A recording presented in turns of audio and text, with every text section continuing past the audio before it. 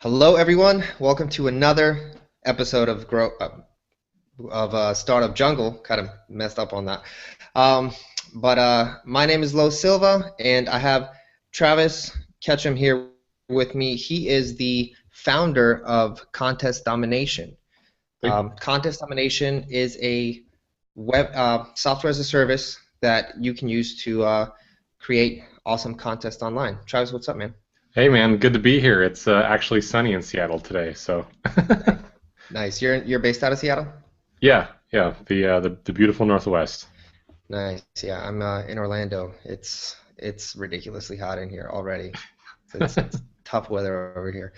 But yeah, man. So kind of wanted to like we talked a little bit earlier, kind of just go a little bit more conversational with it and stuff like that. And why don't you tell everybody a little bit of how you got started and how you created Contest Domination? Because I think that's a pretty cool story. Sure. So, I mean, just as some background, I went through the entrepreneurial phase as a kid, just like everyone else. Went to college, got a little distracted, as will happen. After college, got a real job. Decided very, very quickly that the cubicle life and the kind of metrics that weren't necessarily performance oriented just weren't for me. I had a big drive of, if the numbers say if we're doing well, then we're doing well. If they say we're not doing well, then we're not. So that only lasted about 9 months. And then I went out on my own to help out some best-selling authors and speakers and run their JV programs and affiliate programs and help them do some media buying, like a bunch of spend on LinkedIn ads and that kind of thing.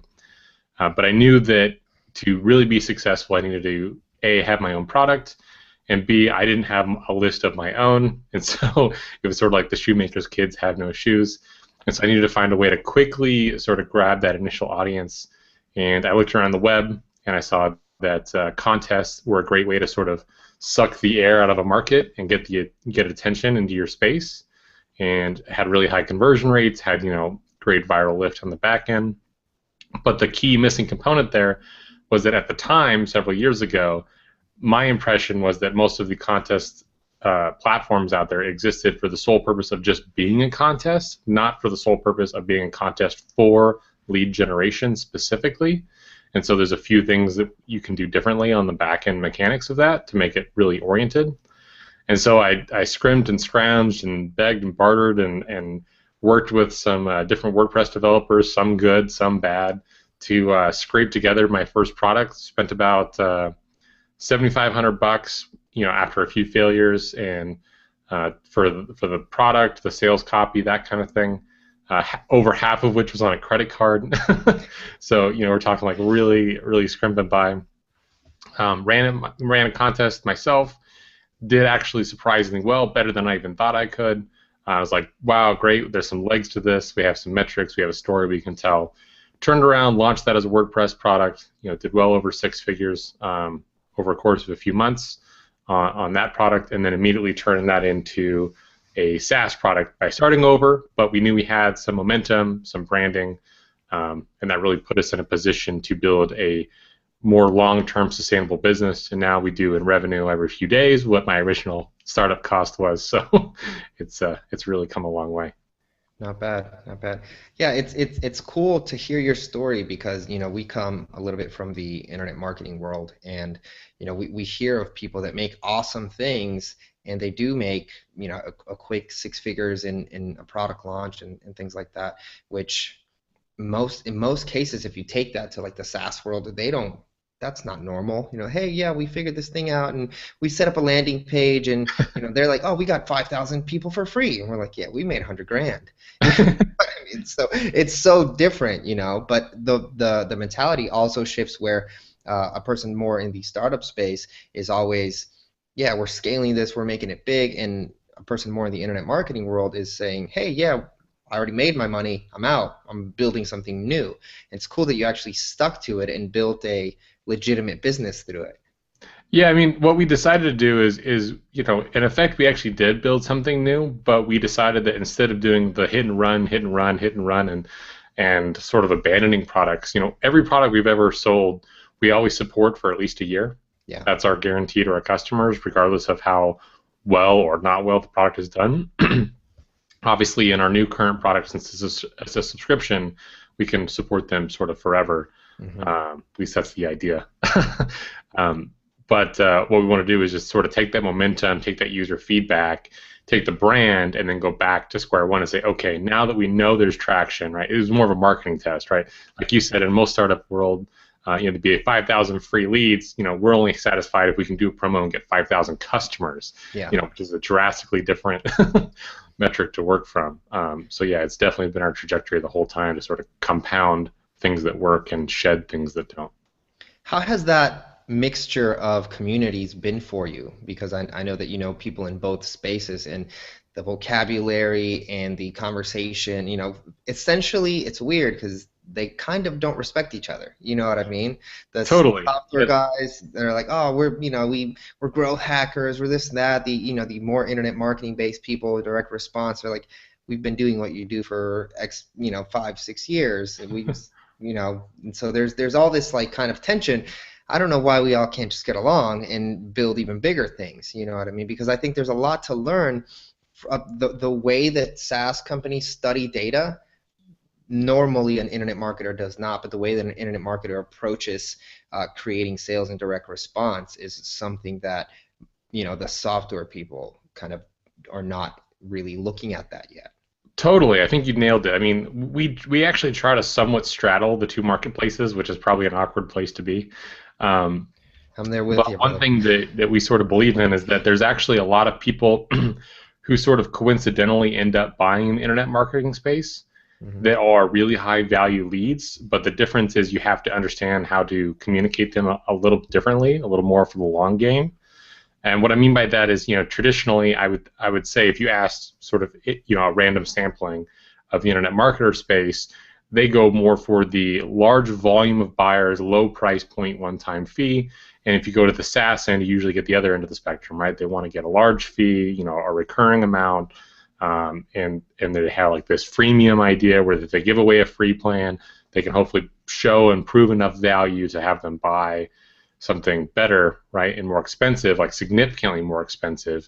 Whereas the IM world's like dollar trial with a 3-day rebill, and Yeah. so some more edgier things. And so we try to sort of blend the two models. Actually, we originally started with a free plan on our SaaS that was significantly watered down, and we found with the IM leads coming in that was a terrible conversion rate to go from the sort of freemium model. And so now we have this sort of structured. You get a 7-day full-featured, no credit card required trial, but then we do have some sort of things in there to where if you upgrade in a certain amount of time, you do get better pricing, right? And then we have other things where we're deploying things like a tripwire model, where we'll put something out there for extremely low cost just to turn a prospect into a buyer. All that sort of mentality is typically IM mentality, but we just ease off the gas a little bit, and we can Yeah. command a much higher price because of it, because we're not so, false scarcity, blah blah blah, that you would normally find in the IM marketplace. Well, I think it's because people that have more the IM marketplace, let's just say mentality, come from there's no VC behind you. There's no, oh well, we've got revenue. Let's just hire some people and let's just do this and that. Like it's, hey, how do we make money for today?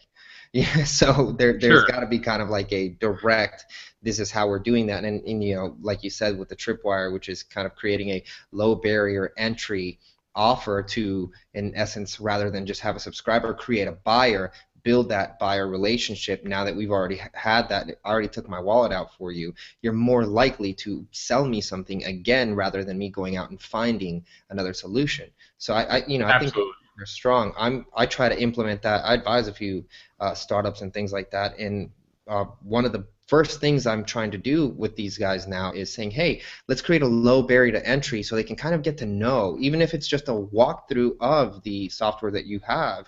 Let's just create a small, even if it's a $3 webinar or if it's a $7 offer, just to kind of like educate them. And it actually kind of starts to serve as part of like a certain kind of onboarding strategy. Totally. And you know what we actually found that's crazy and blew me away?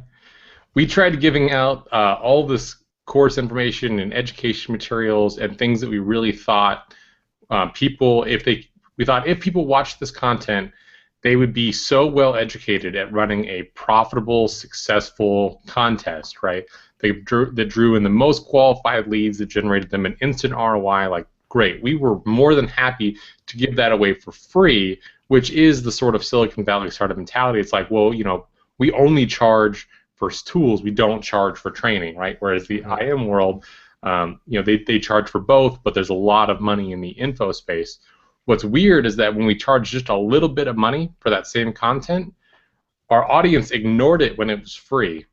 And when it cost just a few bucks, not only did they change that relationship into a buyer, but now all of a sudden they have a little bit of skin in the game, and they're plowing through the content and realizing just how good it is, which makes them amped up and excited to actually buy and engage with our product, when before we had actually tried giving the same people that same content for free, and they totally ignored it. So it's Yeah, a I mean, total mind nowadays shift.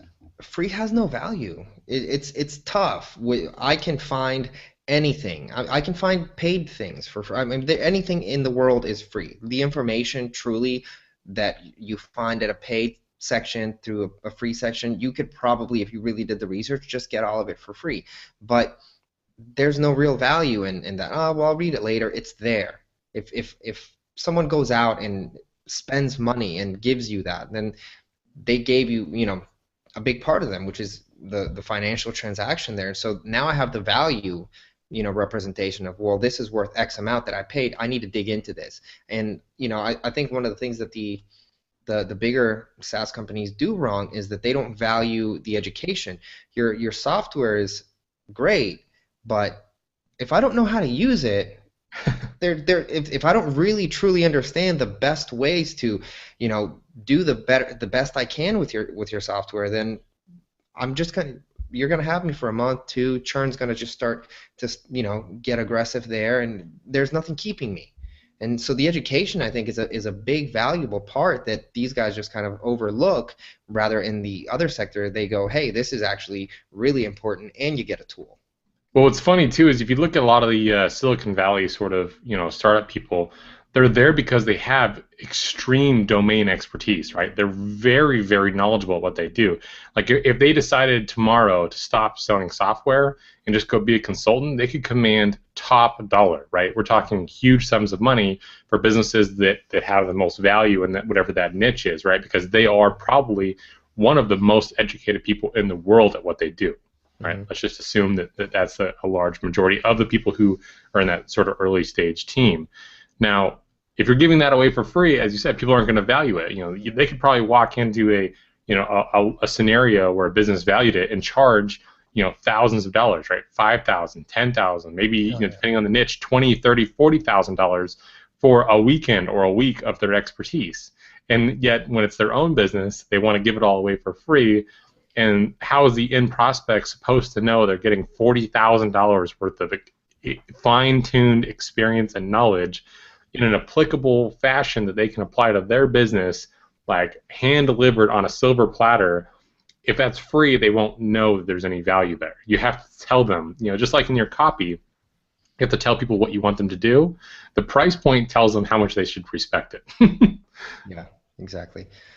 So let's talk a little bit about contest domination and some of the things that you guys have been employing to create growth, besides obviously generating contests for yourselves, I'm sure. What are some things that you guys have found now that you're kind of past that essential startup stage to consistently get more traction?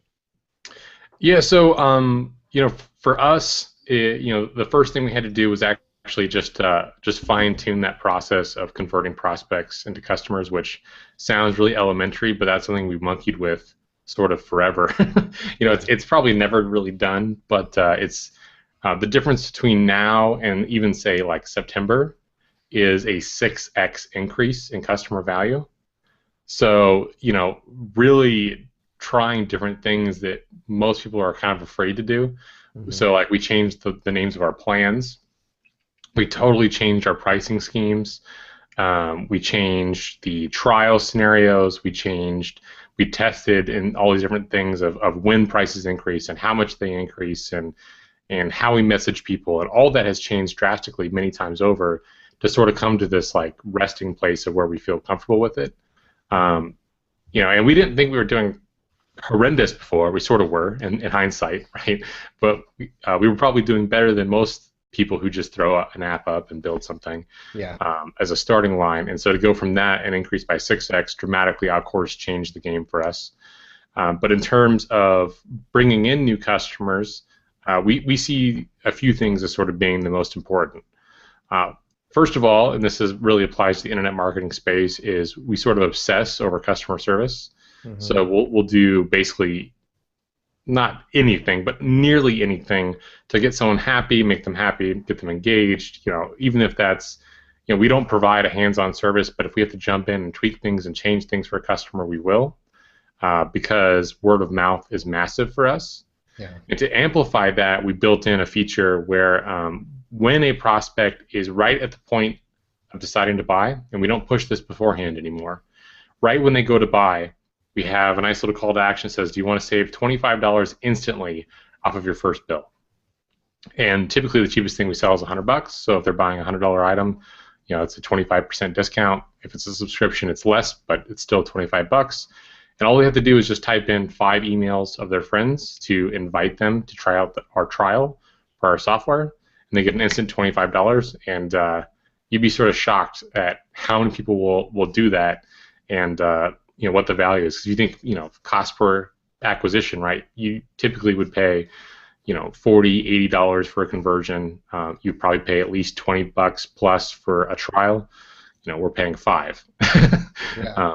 And we're building it right in at the point where they decide to make that transaction, so that we're not needlessly saying, hey, you've been in our software for 3 days. Don't you want to, share with 5 friends? Like, it's not a push, it's a pull. So like when they're ready, we pull them into the opportunity to refer us their friends. Another thing that, of course, in the staple is going to be affiliates. It's not a huge part of our business, but when you start, stacking them all together, it's meaningful. And then one thing that's actually surprised me at the long tail value is by doing that initial launch, we actually seeded a lot. A lot of affiliates pushed out a lot of content, and then we had a wide visibility. So then even people like About.com and Mixergy and interviews and podcasts and things like that are a great lead source for us, just because we have the visibility in the marketplace. And then our own content marketing, where we don't do as much of it as we'd like to, just from a bandwidth perspective. Yeah. But the ability to give little $1 Facebook ad hack kind of thing, like for $1 a day, how you can like double your visibility on your Facebook post, that kind of stuff. We find we get a lot of viral lift on the sharing of the content, which brings them back to our domain, brings them back into our whole content cycle, and then eventually pulls a good number of them into trials. So it's sort of a shotgun approach, but that So way. out of all the stuff that you guys are trying and testing, what is working out the best? Is it, and do you guys do anything like, for example, connect with other APIs and kind of integrate or anything like that? So we do connect with APIs, and that's actually, I'm glad you brought that up, because most people in the early days, and we were sort of the same flawed mindset, was, hey, if we integrate with everybody, we can get into the marketplace, the add-on marketplace of everybody else, and that should drive us a ton of traffic. Now, do we get business from that? Absolutely. But the thing is sort of funny. We integrate with Aweber, Mailchimp, Infusionsoft, blah blah blah blah, right? And Aweber even actually mailed out for us a how-to guide that we co-wrote, co-authored with them, and they promoted that to their list. But they're not marketers, right? They're email guys, they're software guys, but it sort of comes back to that they're not marketers. And so we've actually had what would be considered probably like B or C level affiliates Hmm. drive more traffic and certainly more sales for that amount of traffic than Aweber themselves drove. Now, of course, it's all cumulative, and we're happy to be there, and there's a lot of credibility that comes associated with that.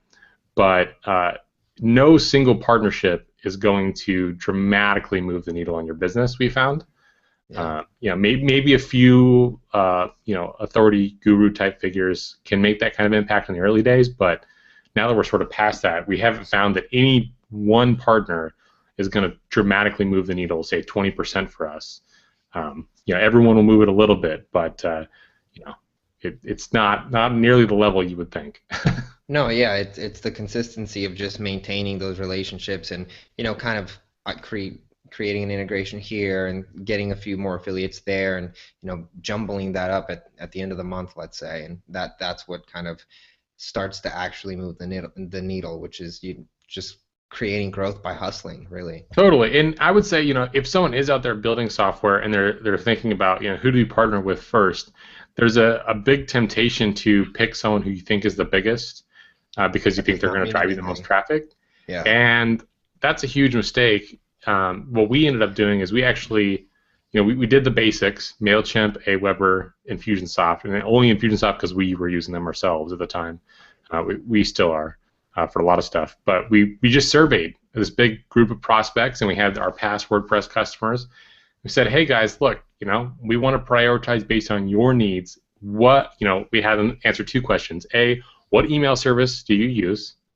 And then the second question was, on a scale of 1 to 10, how likely would you be to upgrade if we added your service tomorrow? And that helped us correlate and rank which ones, because we were already getting some audience because we had some buzz from the prior product. But when we went into the SaaS mode, it had very, very little to do with who could we potentially barter a promotion with, and Hmm. more to do with, hey, we have an audience, we have a bit of their attention right now.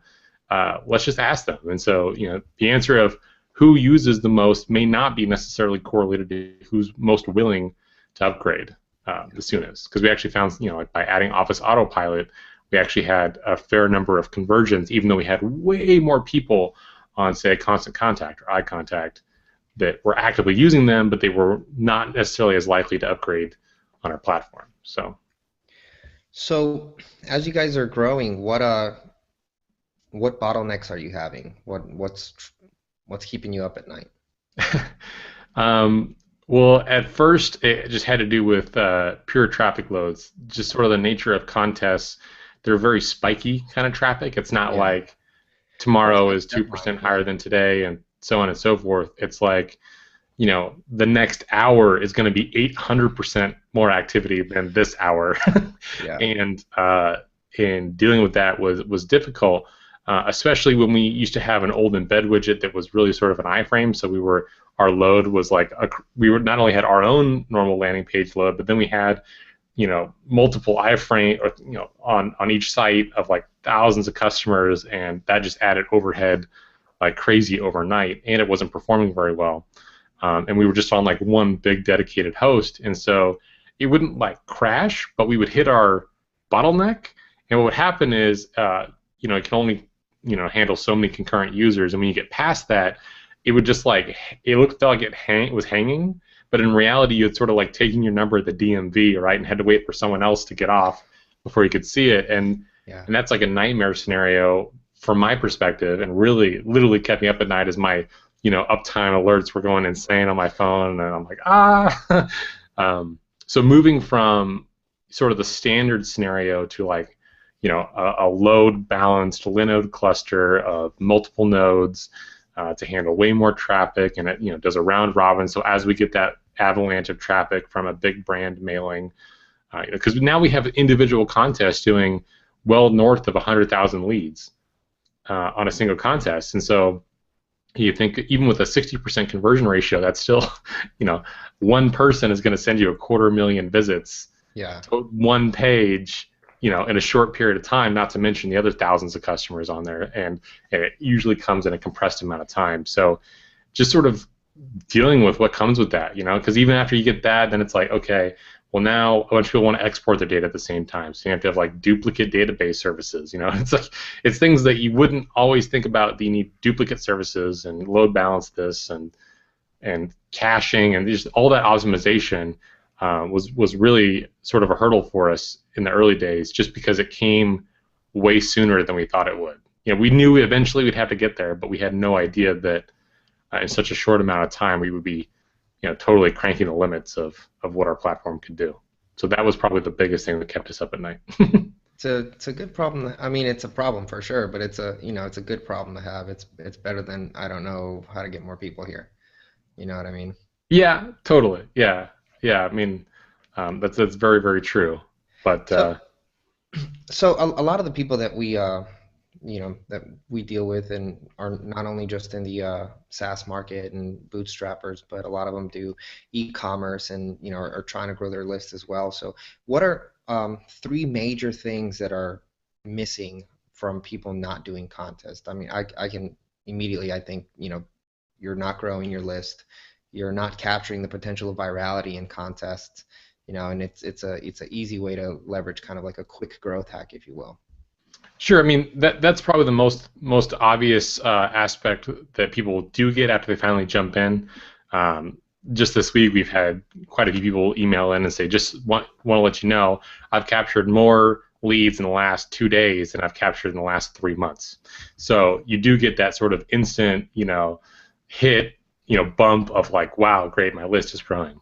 Yeah. But I think what's probably actually more important than that and is more nuanced, and it makes sense when people sort of think about it, but when their knee-jerk reaction doesn't bring them to this conclusion, and that's that contests, when you have the right prize, are actually a fantastic pre-qualifying event to give you a reason to make an offer. So not only is it a great way for you to engage your own list in there, get the virality on the back end of them referring their friends. Not only is it one of the highest conversions that you can possibly do when it comes to ads, plus you get the viral component again, lowering your cost per lead.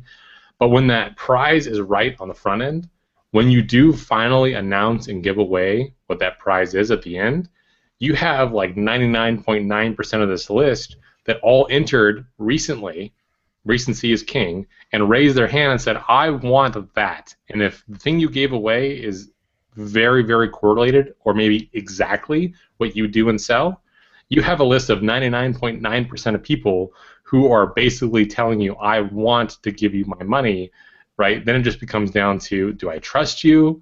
Do I like the things you've sent me so far? I think you're kind of cool for giving this away to start with, right? And now it's just like, give me an incentive to buy, whether that's an incentive via bonus, whether it's an incentive via discount. It doesn't matter. You have their attention. They're qualified for what you want to do, and it's one of the lowest forms of getting them into your door. It's a great time to make an offer. Yeah, So that's very, very true. And I know that you guys have a Contest 101 product that you've made, kind of taking everybody through the biggest and the hardest frequently asked questions that I know you constantly get asked. Why don't you yeah, tell us a little bit about that? sure. So what we did is we sort of distilled the things that we felt most people were missing. It covers some of the basics about contests, but we also wanted to cover, how to pick that right prize, how to set yourself up to make a great offer so that you can get that ROI in your campaign. Just the things that we thought someone in a day should be able to get through on content. It's just like 5 modules. And we wanted to price it inexpensively, but we did want to price it so that people, as we talked about earlier, would actually engage with the content. Yeah. And so we just called it Contest Marketing 101, and that's actually at prospectdomination.com/CM101 for contest marketing. So We will have that in the show CM101. notes as well.